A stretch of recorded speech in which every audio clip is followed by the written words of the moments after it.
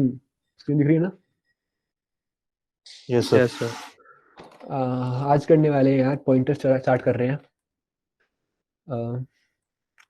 अच्छा, जब तक जितना भी हम स्कैनफ वाला कोड लिख रहे थे ना, जब भी हम कोई स्कैनफ, पहले मेरे पास कोई वेरिएबल था, मान लो n, इंट n था, और जब भी मैं स्कैनफ करता था परसेंटेज d के लिए, और मैं लिखता था यहाँ पे %n। ठीक है, याद है ना इसका मतलब क्या था यहाँ पे? बताओ, क्या क्या था इसका नाम, क्या होता है इस operator? Address of operator. Address. Address operator था ये। इससे क्या होता था कि मुझे कोई भी वेरिएबल का एड्रेस मिलता था। अब स्कैनफ को पता है कि यहाँ पे मैंने एड्रेस पास करा है, वो स्कैन कर रहा है एक इंटीजर, तो वो एक इंटीजर स्कैन करके इस एड्रेस पे भेज देगा। तो मेमोरी में जहां पर भी n एलोकेट हुआ होगा, मतलब मेमोरी होगी, मेरी रैम होगी कुछ, उसके अंदर बहुत सारे ब्लॉक्स होते हैं। ठीक है, मान लो जब मैंने पास डिक्लेयर किया था इंट n, तब उसके अंदर ये वाला ब्लॉक एलोकेट हो गया n के लिए। ठीक है, अब इस ब्लॉक का कुछ एड्रेस भी होगा। लेट से 100। मैंने बहुत सिंप्लीफाई कर दिया, ऐसा एड्रेस नहीं होता है। लेट से इसका एड्रेस था 100, तो जब मैं m% n करता हूँ तो स्कैनफ के अंदर जा रहा है वैल्यू 100, मतलब वो एड्रेस पास हो रहा है। उसने स्कैन किया और उस एड्रेस पे भेज दिया, तो जो भी मान लो मैंने इनपुट दिया 5, तो वो 5 जाएगी इस एड्रेस पे, और यहाँ पे स्टोर हो जाएगी इनपुट वाली 5। ठीक है, बेसिक फंडा ये था एड्रेस का। अब एड्रेस को ही एक्सेस करने के लिए हम यूज करते हैं पॉइंटर्स। मतलब पॉइंटर एक ऐसा वेरिएबल होगा जो कि वैल्यू स्टोर नहीं करेगा कुछ, वो दूसरे वेरिएबल की एड्रेस को स्टोर करेगा। ठीक है, तो लेट से ये जो एड्रेस था, ये जो ब्लॉक था मेमोरी का, उसका एड्रेस है 100 और वेरिएबल का नाम है n। मैं एक पॉइंटर बनाऊंगा इंट, मतलब क्योंकि वो इंटीजर है। पहले बात मैं दिखाता हूँ सिंटैक्स क्या होता है, अभी एग्जांपल दे रहा हूँ इस वाले पॉइंटर का। इंट n है, अब मेरे को चाहिए इंट की तरफ पॉइंट करता हुआ एक पॉइंटर, तो मैंने लिखा इंट स्टार। अब पॉइंटर का नाम होगा कुछ भी, तो मैंने दिया p। इक्वल टू जब करूंगा, मैं क्या दूंगा उसको, इसका एड्रेस, n का एड्रेस, तो मैंने लिखा %n। ठीक है, ये सिंटेक्स है बेसिक। अब इसका मतलब क्या हुआ? इसका मतलब ये है कि p एक ऐसा वेरिएबल है जो n का एड्रेस स्टोर कर रहा है। तो इस टाइम पे p की जो वैल्यू है, p की वैल्यू है 100। ठीक है, क्योंकि मेरा एड्रेस इसका n का 100 था। ये क्लियर हुआ सबको? Yes sir. यस यार सर। हाँ हाँ ना बोलते रहो Yes, प्लीज, sir. तभी मेरे को लगता है कि हाँ कुछ तुम सुन भी रहे हो। ठीक है, तो इसका मतलब क्या हुआ? p एक ऐसा वेरिएबल है जो पॉइंट कर रहा है एक इंटीजर वेरिएबल की तरफ। ये डेटा टाइप नहीं है। जैसे हम देखते थे कि अगर हम लिखता हूँ इंट n, इसका मतलब होता है कि n एक ऐसा वेरिएबल है जो इंटीजर स्टोर करेगा। बट इस लैंग्वेज में अगर बात करूंगा पॉइंटर की लैंग्वेज में, तो ये होगा कि pointer pointing to an integer. Pointer जहां पॉइंट कर रहा है उसके अंदर एक इंटीजर वैल्यू स्टोर है। क्लियर? Yes sir. चलो, इतना हो गया। अब ये है कि मेरे को p के अंदर एड्रेस मिल गया 100। अब अगर मैं प्रिंट करता हूँ, प्रिंट f %d लिख रहा हूँ, तो मैं वैसे पॉइंटर के लिए %x या %p लेते हैं हम। मैं सिंपलिसिटी के लिए वही तुम्हें एग्जांपल दे रहा हूँ कि 100 आने वाला है मेरा आंसर, तो मैं %d लिख रहा हूँ। ठीक है, और अगर मैं प्रिंट कर रहा हूँ p, तो इसका आउटपुट क्या आने वाला है? अगर मेरे पास, मैंने ये कोड रन करा है और n का कुछ एड्रेस 100 है, इसका आउटपुट क्या आएगा? 100। अब लेट से मुझे इस एड्रेस पे स्टोर्ड वैल्यू चाहिए। मुझे देखना है कि जो p के अंदर एड्रेस स्टोर है उस पे क्या वैल्यू स्टोर है। तो मैं एक और ऑपरेटर यूज करता हूँ उसके अंदर, ये वाला डी रेफरेंसिंग ऑपरेटर बोलते हैं इसको। स्टार लगा दो तुम पॉइंटर के नाम से पहले, तब क्या होगा, उस एड्रेस पे जो वैल्यू स्टोर्ड है वो मुझे मिल सकती है। D referencing operator. तो अगर मैं प्रिंटफ कर रहा हूँ यहाँ पर स्टार p, ठीक है, तो होगा क्या, p पे जो एड्रेस है उस एड्रेस पे जाएगा मेरा कोड, वो देखेगा उस एड्रेस पे क्या वैल्यू स्टोर है, वो लाके देगा मुझे। तब उस केस में आंसर क्या आने वाला है? 5, क्योंकि मैंने वहां पे 5 शो कर रखा है। तो देख लिया हमने डिक्लेयर कैसे करते हैं और डी रेफरेंस कैसे करते हैं। क्लियर है सबको ये? सर वो Yes. ऑपरेटर का यस नाम सर। बताइए दोबारा। D referencing, reference D referencing operator. Okay. ठीक है, ओके। तो एक चीज देख ली कि हम डिक्लेयर कैसे कर रहे हैं इसको। डिक्लेरेशन देख ली हमने, वो क्या थी कि data type of the variable that I am pointing to. ठीक है, डेटा टाइप ले लिया। जैसे मैंने, अगर मेरे को इंट n की तरफ पॉइंट करना है, तो मैंने वो डेटा टाइप लिख लिया जिसकी तरफ मुझे पॉइंट करना है अपना। तो इंट n हो गया, सॉरी इंट हो गया, और पॉइंटर का नाम देने से पहले मुझे स्टार लगाना है ताकि पता लगे कि ये पॉइंटर बना रहा हूं मैं। ठीक है, अब डिक्लेयर कर दिया। अब जब मैं असाइन करूंगा वैल्यू, असाइन क्या ही वैल्यू कर सकता हूं मैं? हमेशा एक एड्रेस होता है वो। अगर मैं लिखता हूं p is equal to %n, sorry, ठीक है, तो ये इसका असाइनमेंट हो गया। डिक्लेरेशन उसका असाइनमेंट, साथ साथ करनी चाहिए अगर मुझे, तो मैं ऐसे लिखता है इसको, int star p is equal to m%n।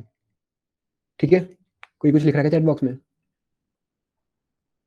Okay ठीक, तो ये हो गया डिक्लेरेशन, उसका असाइनमेंट। अगर साथ में करना तो मुझे ये करना है। अब अ, अगर मुझे एड्रेस प्रिंट करना हो, मतलब वो एड्रेस एक्सेस करना हो, मुझे पता लगाना हो कि वो क्या एड्रेस स्टोर है इसके अंदर, तो मैं सीधा प्रिंट कर सकता हूँ,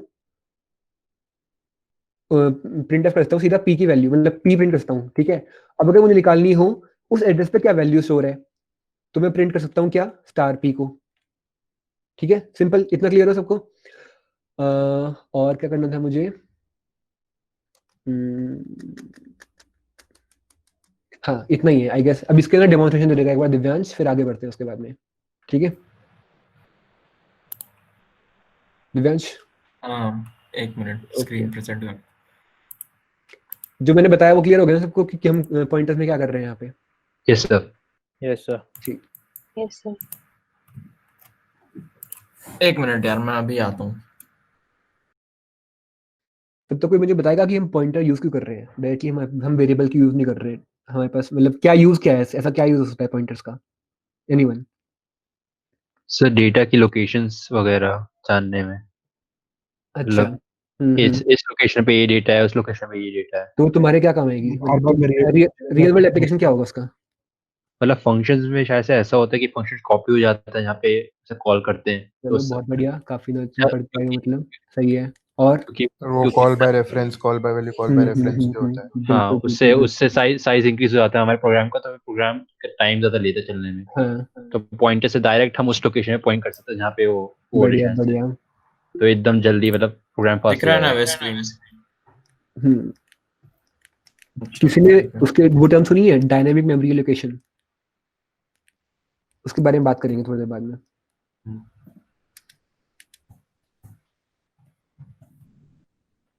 सर कि वो उनको सबको ब्लॉक्स में डाल देता है एक फॉर्म में, वो है क्या डायनेमिक मेमोरी? बात करते हैं अभी। बताएंगे, ठीक है। तुमने क्या देखा? इंट, चल मैं एक वेरिएबल डिक्लेयर करता हूँ, a इज इक्वल टू मान ले 5। ठीक है, अब मैं यहाँ पे क्या दे रहा हूँ? मैं ले रहा हूँ स्टार p मान ले। ठीक है, मैंने लिखा, यहाँ देखना, p is equal to %a printf। यहाँ पहले मैं प्रिंट करता हूँ p। ठीक है, प्रिंट करते हैं स्टार p। अब एक बार देखो आउटपुट, ये क्या है? ये a का एड्रेस है। ठीक है, हमने क्या किया, ये ध्यान से समझना, ये स्टार का क्या मतलब है और इसका इसका तुम्हें पता है, एड्रेस ऑफ बोलते हैं इसको। ठीक है, क्या बोलते हैं? Address of. ठीक है, और ये जो स्टार है, इसको जैसे तुमने बोला डी रेफरेंसिंग, अगर इसको हम इस स्टेटमेंट में बोले तो इसको ऐसे पढ़ेंगे, वैल्यू एट। ठीक है, क्या हुआ ये देख, हमने पहले क्या किया, दो वेरिएबल्स डिक्लेयर किया। ठीक है, ए इंटीजर, एक पॉइंटर। ठीक है, अब देखो यहाँ पे जो ये ऑपरेटर यूज हुआ है ना स्टार, जो डिक्लेरेशन स्टेटमेंट है उसमें ये स्टार का मतलब बस ये होता है कि वो डिनोट कर रहा है कि एक पॉइंटर है। यहाँ ये एक पॉइंटर डिक्लेयर हो रहा है जो किस टाइप का है, इंटीजर टाइप की वैल्यू स्टोर करेगा। ठीक है, यहाँ पे ये मतलब है स्टार का। और पूरे प्रोग्राम में क्या मतलब होता है? उस पूरे प्रोग्राम में मतलब होता है वैल्यू एट। अब यहाँ पढ़ो, पहले लिखा है p equals to %a। Ampersand मतलब एड्रेस ऑफ a। ठीक है, a का एड्रेस स्टोर हो गया p में। ठीक है,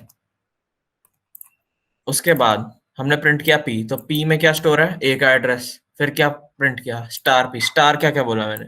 वैल्यू एट p, तो मतलब value at address of a। तो एड्रेस ऑफ a में कौन सी वैल्यू है? a की। तो क्या प्रिंट आया? पहले एड्रेस, फिर 5। ठीक है, यहाँ पे तो कोई डाउट नहीं होगा।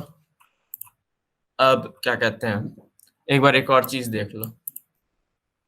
अब मैं लिख रहा हूँ, एक और चीज होती है डबल पॉइंटर।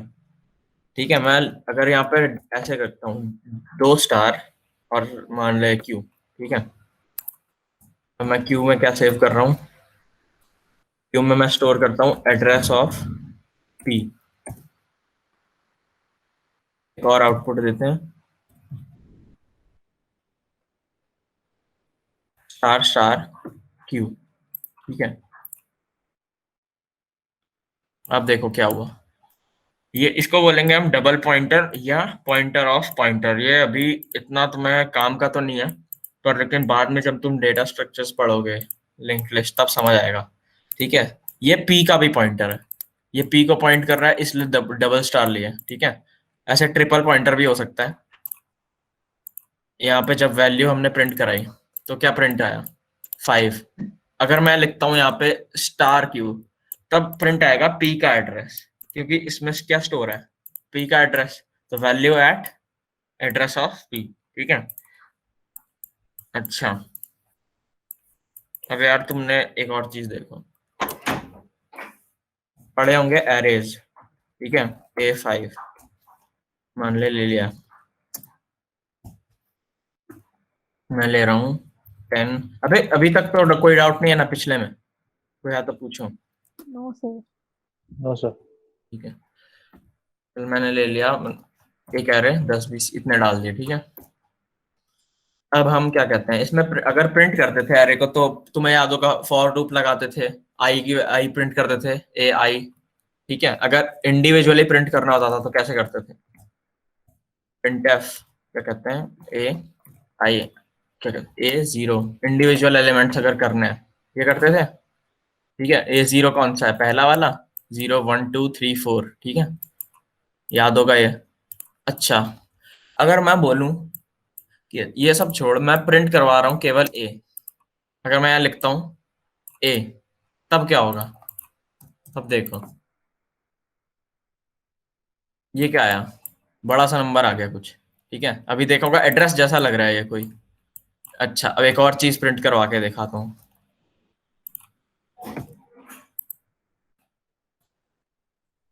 मैं लिखता हूँ क्या, A0 एड्रेस ऑफ A0, क्या प्रिंट कर रहे हैं, पहले एलिमेंट का एड्रेस। ये देख क्या है, ये सेम वैल्यूज हैं, ठीक है। इससे क्या समझ रहे हो, इससे ये समझो कि जो एरे का नाम है, एरे का नाम क्या है यहाँ पे, ए है, जो एरे का नाम है वो हमेशा पॉइंटर होता है एरे के फर्स्ट एलिमेंट का। क्या बोला, एरे का नाम पॉइंटर होता है एरे के फर्स्ट एलिमेंट का। क्यों, देख फर्स्ट एलिमेंट का एड्रेस प्रिंट करवाया, ये होया। अच्छा, इतना समझे। अगर इसको छोड़ोगे, मैं लिख रहा हूँ स्टार ए, जल्दी से बताओ क्या आएगा प्रिंट,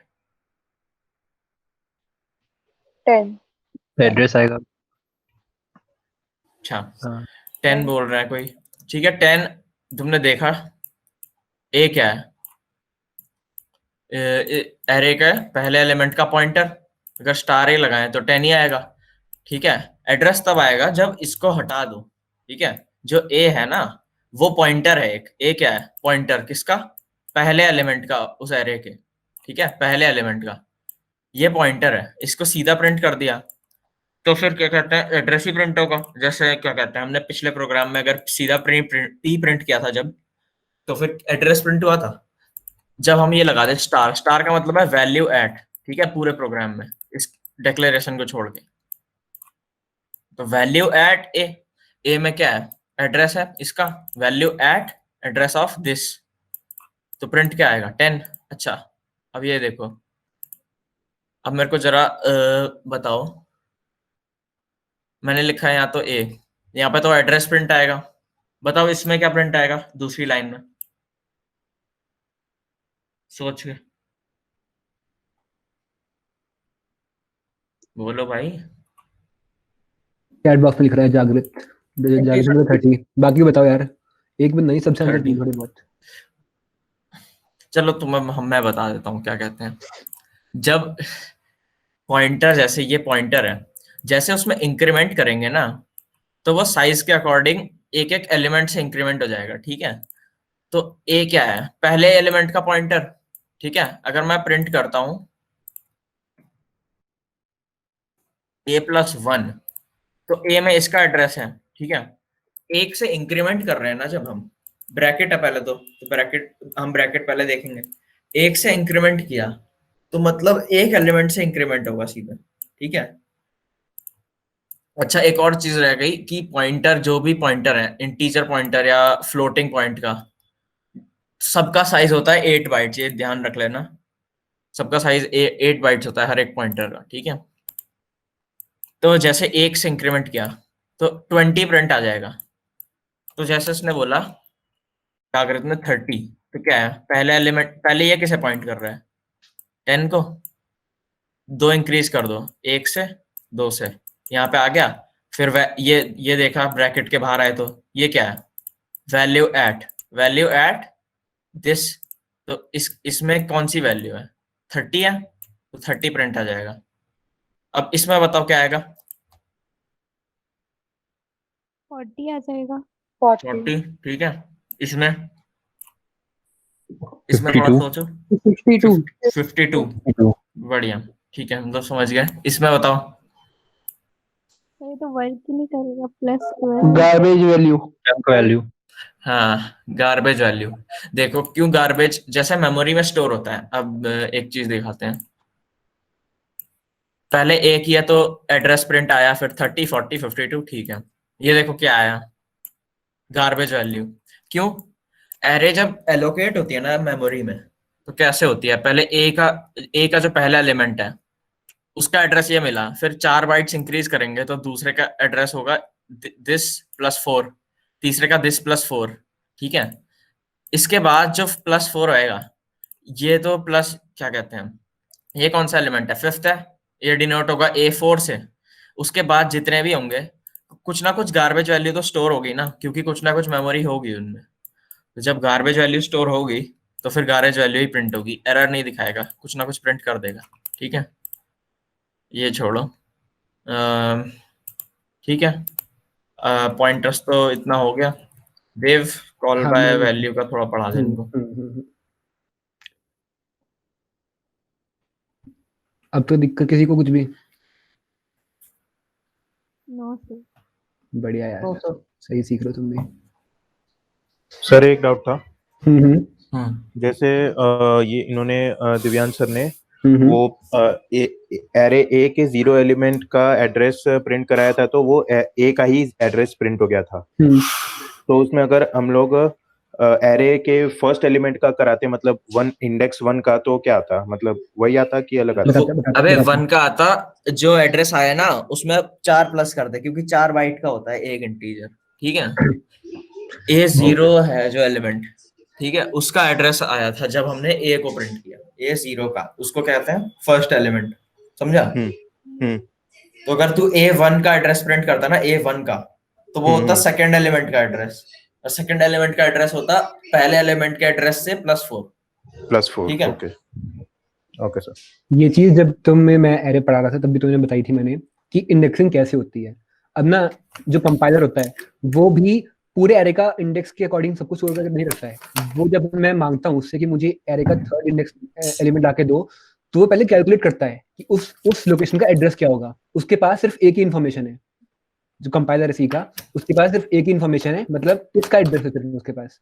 तो जब मैंने 3 पास करा तो वो साइज के अकॉर्डिंग कितना मुझे आगे जंप करना है, 1 2 3, वो 3 बार जंप करेगा, 4 into 3 टाइम्स जंप करेगा, एड्रेस आगे जाएगा, वो निकाल देगा, वो एड्रेस निकालता है मुझे।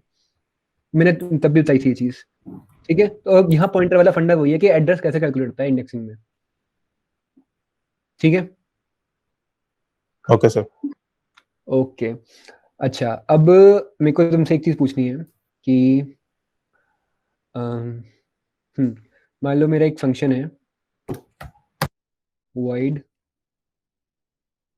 स्क्वायर, जो कि लेता है एक वेरिएबल n, और मेन फंक्शन जो है मेरा, उसके अंदर n की लेट से कुछ वैल्यू है 2, ठीक है। अब मैं कॉल करता हूँ स्क्वायर n के साथ में, ठीक।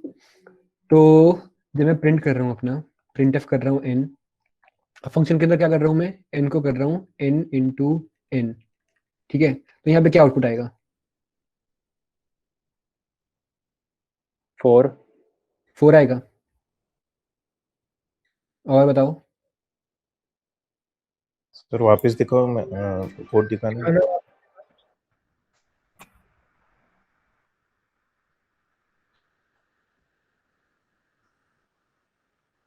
बताओ यार, बोलो भाई, बोलो यार। मुंह से बोलो, चैट में मत अच्छा, लिखो। अगर तुम लोग साथ साथ कोड कर रहे हो तो एटलीस्ट सर 2 साथ साथ लिख लिया करो। कौन बोला? अर्पित बोला शायद 2 से। बोला। आयुष बोला। सर 2 आएगा सर। 2 आएगा ना? अब कोई बताएगा 2 क्यों आएगा? क्योंकि सर रिटर्न नहीं हो रहा है स्क्वायर फंक्शन से कुछ भी। नहीं ना सर, हम कुछ प्रिंट कर रहे हैं ना रिटर्न कर रहे हैं डायरेक्ट। मतलब वहाँ प्रिंट ऐसा n की n वैल्यू ग्लोबल बता रहे हैं। वेरिएबल नहीं है, n लोकल वेरिएबल है दोनों जगहों पे। ओके। अच्छा, तो अगर मुझे यहाँ पे n की वैल्यू चेंज करनी होती तो मैं क्या करता? मैं मतलब जो हमारे पास अब तक कन्वेंशन है मेरे पास। यार गाने कौन बजा रहा है ये? क्या भाई, क्या चल रहा है ये? बेल बज रही है यार घर की। हाँ, तो नॉर्मल कन्वेंशन के अकॉर्डिंग मैं क्या करता? इसको वॉइड की जगह करता पहले मैं इंट, ठीक है, और इसकी जगह मैं लिखता रिटर्न n का स्क्वायर, ठीक है। यहाँ पर जब मैं कॉल कर रहा हूँ तो मैं वो वैल्यू जो रिटर्न हुई है n के साथ असाइन करता। अब क्या आंसर आता? अब तो 4 आता। यस हाँ सर। ना, बोलो। ऐसा इसका। यस अब सर। 4 आता। देखो अब होगा क्या यहाँ पर, ये वाला सिनेरियो जब मैं एक्चुअली में एग्जीक्यूट होता है तब क्या होगा? जो मेन फंक्शन यहाँ से कोड चलना स्टार्ट हुआ, उसने देखा इंट n है, उसकी वैल्यू 2 है। मेमोरी के अंदर कहीं पे एक ब्लॉक होगा n वाला और उसकी वैल्यू 2 होगी, ठीक है। अब जब ये वाला फंक्शन कॉल हुआ तो मैंने पास करा अपना ये वाला वेरिएबल। तो मैं एक चीज पता है कि यहाँ पे जरूरी नहीं है मैं उसका नाम n लूँ, मैं यहाँ पे ना उसका नाम कुछ भी लिख सकता हूँ ना वेरिएबल का। अगर मैंने यहाँ पे लिख दिया होता लेट से x और मैं यहाँ पर रन कर रहा होता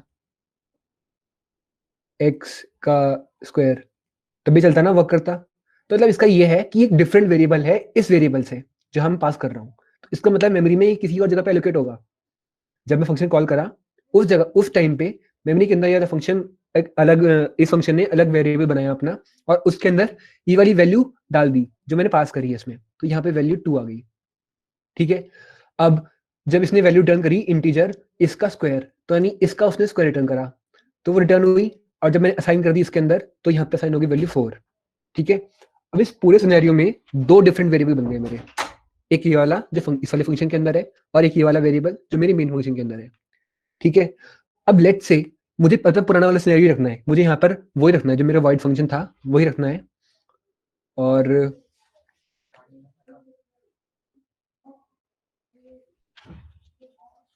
एक सेकेंड,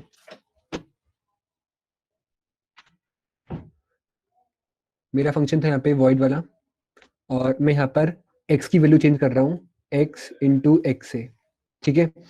और मैंने यहाँ पे n पास करा और मुझे प्रिंट करते वक्त चाहिए कि n की वैल्यू 4 हो जाए, ठीक है। तो मैं ऐसा क्या करूंगा कि जब ये वैल्यू चेंज हो रही है तो वो एक्चुअल में मेरे इसी वेरिएबल में चेंज हो, कहीं और चेंज ना हो, ठीक है। तो मैं क्या करूंगा, यहाँ पर जो मैं वेरिएबल ले रहा हूँ इंस्टेड ऑफ उसको एक डिफरेंट वेरिएबल लेने के मैं एक पॉइंटर लेता हूँ, ठीक है। अब पॉइंटर ले लिया मैंने इसको यहाँ पर। अब होगा क्या कि ये एक्सपेक्ट कर रहा है मुझसे एक वेरिएबल का एड्रेस, और वो कौन सा वेरिएबल होगा जो मैंने मेन फंक्शन बनाया है, ठीक है। तो यहाँ पे वो एक्सपेक्ट कर रहा है कि मैं इसको एक एड्रेस दूं, ठीक है। तो यहाँ पे मैं पास करते वक्त लिखूंगा $n।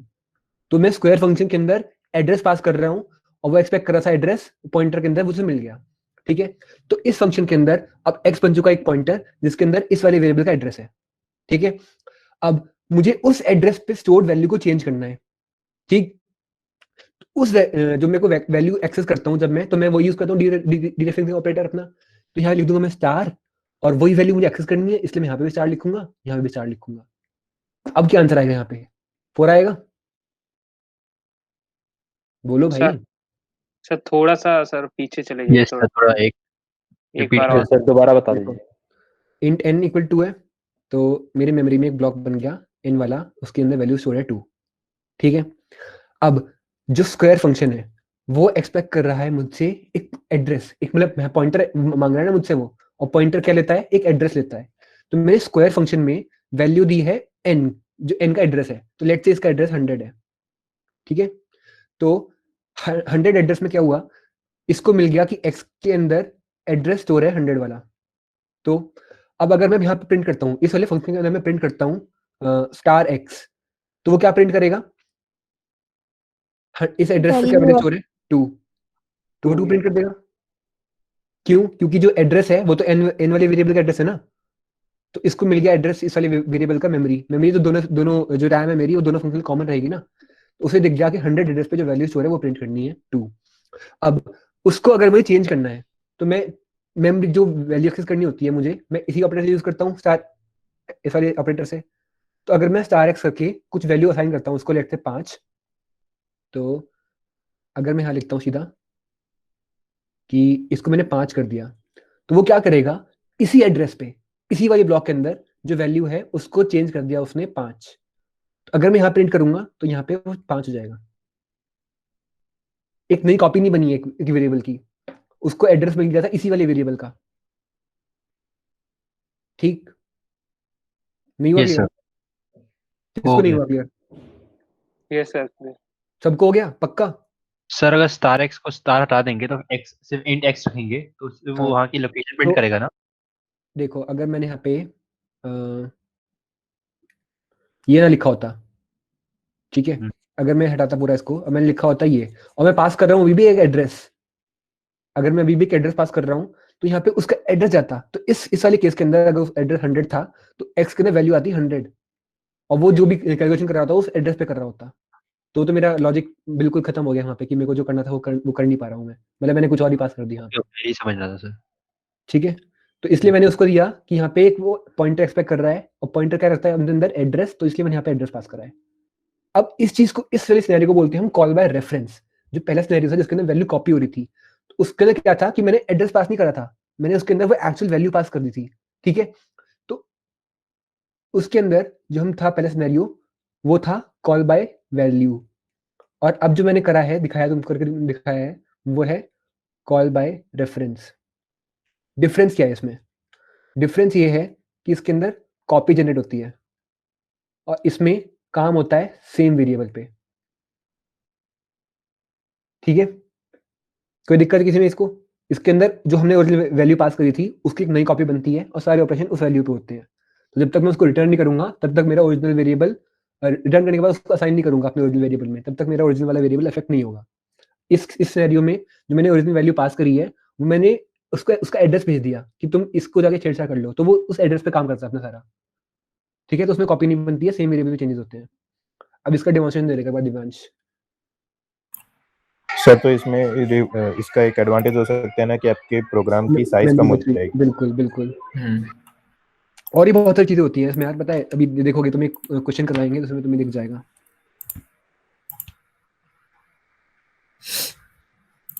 सर अगर ग्लोबल वेरिएबल डिक्लेयर करेंगे तो हाँ। हमें ये करने की जरूरत ही नहीं पड़ेगी।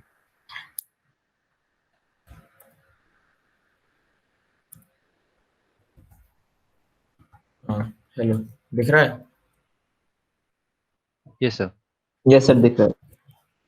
अच्छा, अब ये कॉल बाय रेफरेंस जो तुमने पढ़ा, इसको डेमोन्स्ट्रेट करने का एक बहुत प्यारा तरीका है। एक क्वेश्चन है, क्या कहते हैं, स्वैप करवाओ तुम दो वेरिएबल्स, ठीक है, यूजिंग अ फंक्शन। ठीक है, अब मैं स्वैप फंक्शन बनाता हूँ एक, ठीक है।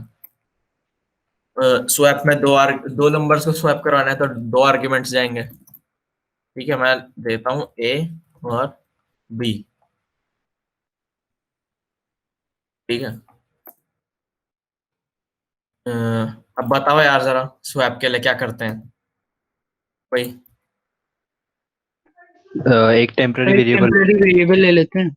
टेम्पररी वेरिएबल, ठीक है, चलो मैंने मान लिया सी ले लिया।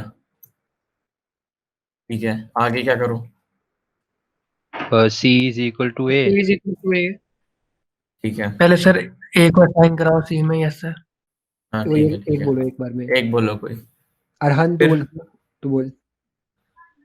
यस सर, तो सी की वैल्यू ए में आ गई, फिर A is equal to B A is equals to B, ठीक है, फिर and B is equal to C. B is equals to C. बहुत बढ़िया। धन्यवाद भाई, इज्जत बचा ली मेरी, मैंने ही पढ़ाया था ये। अब एक बार यहाँ देखो, मैं ले रहा हूँ x को मान ले 3 ले लिया, ठीक है, y को ले लिया 10, ठीक है। अब देख मैं प्रिंट कर रहा हूँ %d,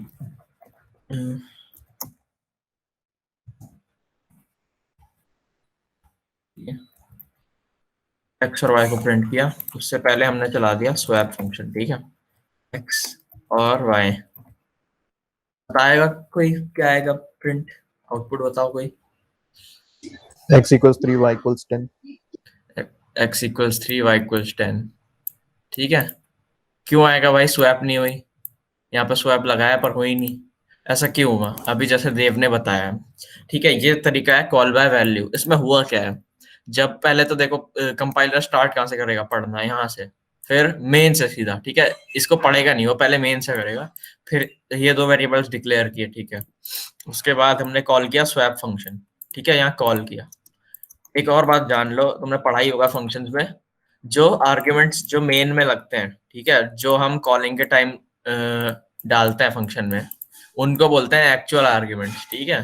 क्या बोलेंगे इनको? Actual arguments.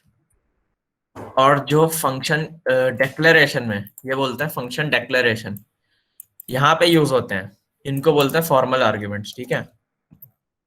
अब क्या हुआ, फंक्शन कॉल किया, फंक्शन कॉल करके हमने क्या किया, पहले x लिखा है, फंक्शन डेक्लेरेशन में क्या लिखा है पहले a, तो होता क्या है कि x की वैल्यू जो है उसकी एक कॉपी चली जाएगी a पे, ठीक है। क्या होगा, x की वैल्यू की कॉपी a पे, एक अलग वेरिएबल है, ठीक है, a वेरिएबल इस फंक्शन के अंदर का है, बस a में चलेगी उसकी कॉपी, y की कॉपी कहाँ चलेगी, b में, ठीक है। अब क्या हुआ, ये कह सकता हूं मैं a बराबर 3, ठीक है, और b 10, ठीक है, यहाँ तक कोई प्रॉब्लम नहीं होगी, ठीक है, दोनों की कॉपी चलेगी इधर। फिर हमने लिया c, स्वैप लगाया, एक में स्टोर किया a की वैल्यू, a में डाल दिया हमने 10 और b में डाल दिया जो स्टोर करी थी c, स्वैप हो गई, ठीक है। पर स्वैप तो a और b की हुई ना, x और y की नहीं हुई। अगर मैं फंक्शन हटा दूं, ठीक है, और ये क्या कहते हैं a और b डिक्लेयर कर दूं इधर, और ये स्वैप वाला क्या कहते हैं लॉजिक लगा दूं यहाँ, तो प्रिंट जो हम कर रहे हैं वो तो x और y की कर रहे हैं, स्वैप तो हो रही है a और b की ना, सेम काम फंक्शन से हो रहा है। तो अब क्या करें तो अगर चल मान ले अगर मैं इसको हटा देता हूँ, यहाँ प्रिंट कर रहा हूँ, ठीक है, मैं a और b प्रिंट कर रहा हूँ, तब क्या आएगा आउटपुट बताना जरा।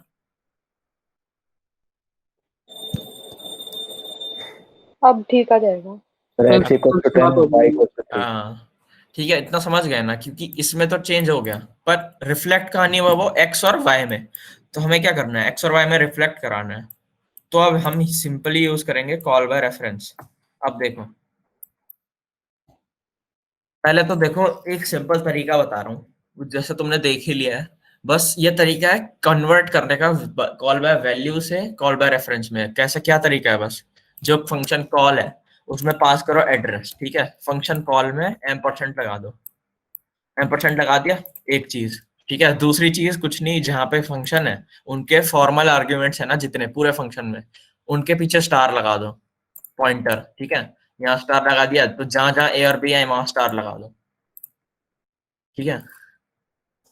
इसको ब्रैकेट में लिख दो क्योंकि कभी कभी प्रॉब्लम करता है एसोसिएटिविटी तो देके, ठीक है, इससे सही लगता है,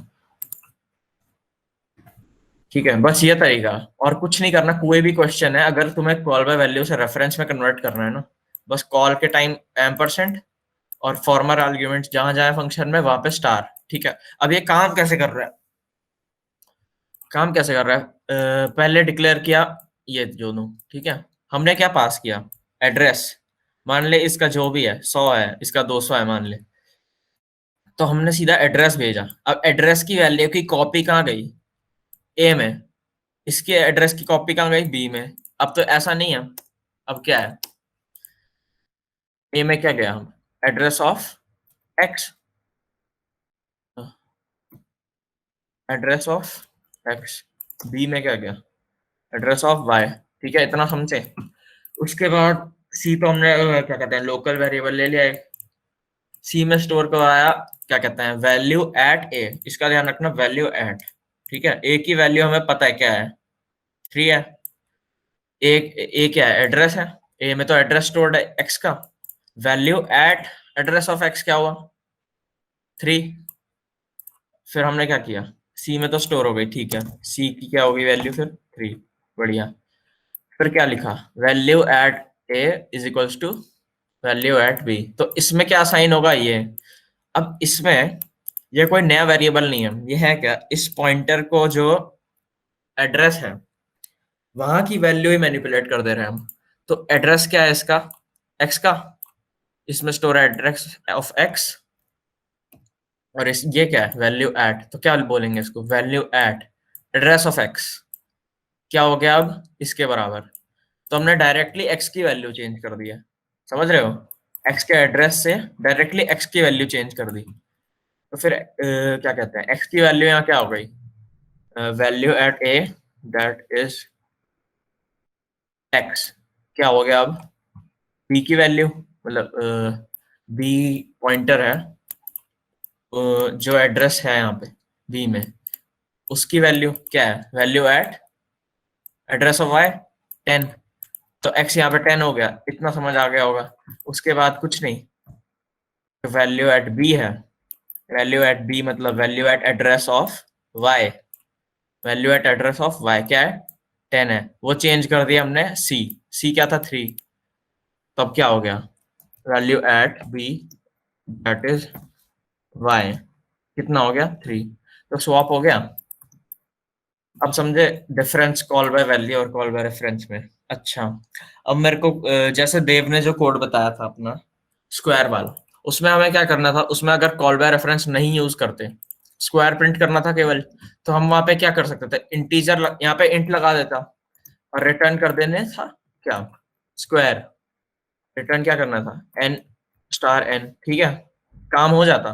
पर यहाँ तुम देखो, यहाँ तुम सेम काम नहीं कर सकते, क्यों, क्योंकि यहाँ तुम्हें दो वैल्यूज चाहिए, x की भी और y की भी, दोनों में चेंज चाहिए, तो दो वैल्यूज तो रिटर्न हो नहीं सकती, इतना तुम जान लो, ठीक है। कोई भी फंक्शन है ना केवल एक वैल्यू रिटर्न करता है, केवल एक, दो वैल्यूज रिटर्न नहीं हो सकती। तो एक कॉल बाय रेफरेंस का ये एडवांटेज होता है कि जब तुम्हें मल्टीपल वैल्यूज रिटर्न करनी हो तब तुम कॉल बाय रेफरेंस यूज कर सकते हो, एक ये एडवांटेज। और एक जैसा बोला, अगर तुम जो एक्चुअल आर्ग्यूमेंट्स तुम भेज रहे हो कॉलिंग में, उनमें चेंज लाना है, तब तुम यूज करोगे कॉल बाय रेफरेंस, इसमें कोई डाउट, एक बार कोड ले लो तुम। सबको क्लियर हो गया ये, क्योंकि लाइक बहुत लोग फंसते हैं पॉइंटर में, हाँ बहुत लोग हैं जो आज तक समझ नहीं पाए, हमारी ईयर में भी दिक्कत होती है सबको पॉइंटर समझने में, कंफ्यूजिंग होते हैं क्योंकि बहुत सारा। बताओ, कहीं भी डाउट है तो पूछो। तुम में से कोई एक भी है जिसको नहीं लग रहा हो कि यार कुछ दिक्कत है इसमें और समझ नहीं आ रहा? सर अगर स्टार ए स्टार बी कर देंगे तो क्या होगा? क्या क्या स्टार सर अगर जैसे स्टार माइनस बी कर दिया तो उससे क्या होगा? तेरी आवाज लैग हो गई, जरा फिर से बोलियो। सर मैं कह रहा हूँ कि स्टार ए और स्टार बी को अगर हम सब्ट्रैक्ट या कुछ भी उनके बीच में हाँ नॉर्मल अरिथमेटिक में होगी जो वैल्यू, अच्छा अगर तुम वो वैल्यू पे हाँ कर तो रहे कोई प्रॉब्लम नहीं होगी उससे, उससे वही होगा जो ये वैल्यूज है ना, इनमें चेंज रिफ्लेक्ट होगा, क्योंकि हम इन्हीं से खेल रहे हैं, ये है वैल्यू एट एड्रेसेस, ठीक है। इनमें तो होगा ही होगा, इसमें चेंज होगा मेन तो, ठीक है, तब भी कोई सीन नहीं है। अच्छा तुम्हें क्या कहते हैं, ये तरीका है स्वैप का। तुम्हें एक और तरीका पता है क्या कहते हैं, बिना थर्ड वेरिएबल यूज किया, अगर मान लो एक टेम्परेरी वेरिएबल नहीं डिक्लेयर करना, तब कैसे करेंगे तो स्वैप, कोई पता है किसी को? हाँ sir A is equal to minus B. हाँ ठीक है, ज्यादा से बढ़िया, ज्यादा लिख दिया, बढ़िया यार, नाइस। हाँ तो ये भी यूज कर सकते हैं, अगर मैं इसको हटा के क्या कहते हैं ये लिखूं, इसी का ही पूछ रहा था सर मैं। हाँ तो भी कोई प्रॉब्लम नहीं होगी, बस थोड़ा ब्रैकेट लगा लिया करो, क्योंकि कभी कभी उसमें प्रॉब्लम कर देता है वो एसोसिएटिविटी में। बाकी ठीक है, ये चलेगा, ठीक है। और कोई? ठीक है, ओके।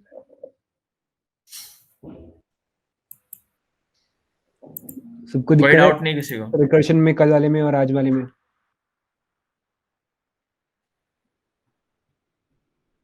बोलो यार, तुम बाइक में बैठ गए। सर वो टावर ऑफ हेनोई वाला हाँ, क्या था? टावर ऑफ हेनोई डिस्कस करते हैं अभी।